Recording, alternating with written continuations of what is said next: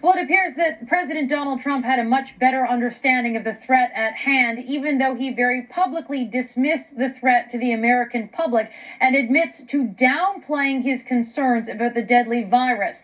On February 7th, he sat down for an interview with Bob Woodward for his new book. It's one of 18 interviews they did on the record. And remember, let's set the scene from February. There's not a lot of information about COVID-19. At that point in time, there had been no deaths in the United States because of COVID. There was not a lot of information about how it spread, at least made available publicly at that time. And the concern about the virus itself had not reached its peak level.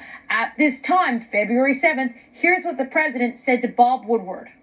It goes through air, Bob. That's always tougher than the touch. You know, the touch, you don't have to touch things, right? But the air, you just breathe the air, and that's how it's passed. And so that's a very tricky one. That's a very delicate one. It's also more deadly than your strenuous flus. So do not blame God. Do not blame Jesus.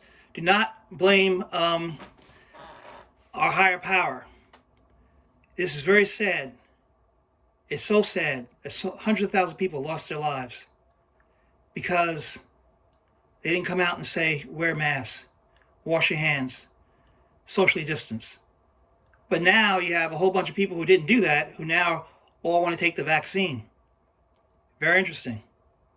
And there are people still who think COVID-19 isn't real when it is real. We must be concerned about all people and love all people and care for all people.